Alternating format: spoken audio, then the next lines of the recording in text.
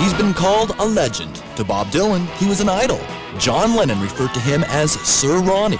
To his fans and those who know him and love him, he's simply the Hawk.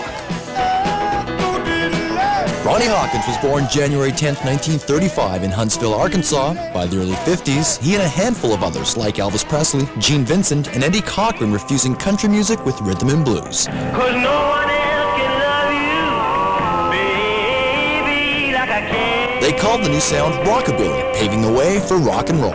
At the time, it didn't go down very well with many white Southerners. Just a very few of us, just happened to like that music. And they tried to crucify us for liking it. I know how it feels when you sing it. I know what it does to you. I know the evil feeling that you feel when you sing it. Shit like that you had to put up with, and I said, music is music, man. And so in Arkansas, that's why I had to go to Memphis. In 1958, after making a mark in Memphis, the Hawk was invited to play Canada. We came to Canada just for excitement. We wanted to see igloos and dog sleds and Indians and all, because that's the only thing they showed us in their geography books about Canada. So we thought we were coming to the Yukon 1840.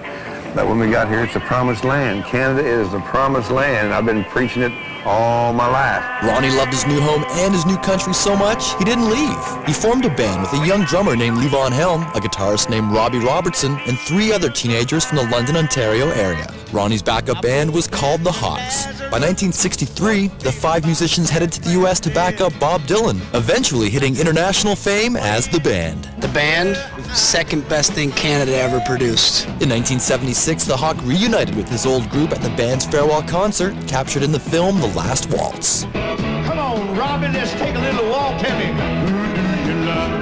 I mean, whether he knows it or not, he was a very good teacher of good things and bad things. He didn't draw any lines there. It was like you're going to have to learn it all, good and bad.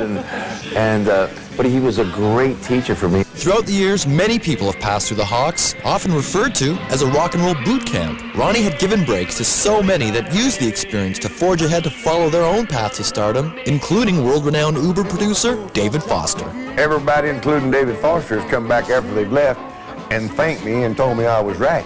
Even David Foster. I fired David Foster. Well, about a year later, he come back and said, Ronnie, I've learned enough now that you were absolutely right. If I'd have been you, I'd have fired me too. But this guy has seen, he's been to the fair and seen the band. There's no doubt about it. But when you've been around as long as I have, you got to see a little something. Boy, I tell you, when I started here on Young Street, it wasn't paved yet. One-time Hawks include Burton Cummings, David Clayton Thomas, Janis Joplin's Full Tilt Boogie Band, Amy Skye, and Larry Gowan. He is one of rock and roll's founders, and people have recognized that here for a long time. But more and more, I love mentioning the fact that I played with him because his legend just goes larger and larger. And if you don't believe me, he'll tell you so himself. I got into Ronnie's band straight out of University of Toronto. I had a degree in music composition, and I learned more than anything with a year in his band. I learned how to play rock and roll, and I learned how to really put heart into the music. I just happen to be there. This happens, and that happens, and that happens just by coincidence. But I've always been there while the big time has been. I never have done it myself, but I've enjoyed watching other boys make it. But they will always cite you, and they will always name you. I'm hoping I can borrow a little money off of them on these days, Nobody is more representative of the music of Canada and a great champion of Canadian musicians and Canadian music than Ronnie Hawkins. Every time I see Ronnie, I feel like I'm seeing Elvis. You know what I mean? He's incredibly hilarious and loquacious and beautiful. The Hawk would become great friends with some of the most respected stars in the biz, including Bob Dylan and John Lennon. John and Yoko even lived with Ronnie at his Mississauga farm in 1969 to organize the Toronto Peace Concert.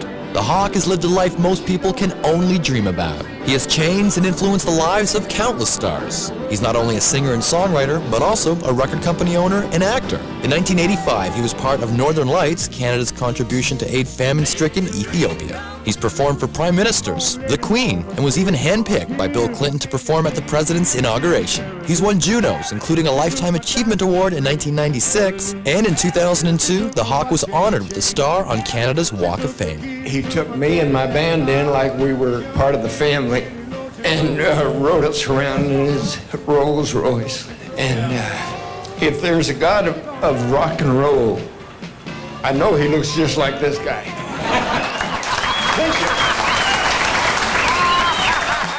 Can there be an end ever? No, it's never the end. It's only the beginning. Every day is a new beginning.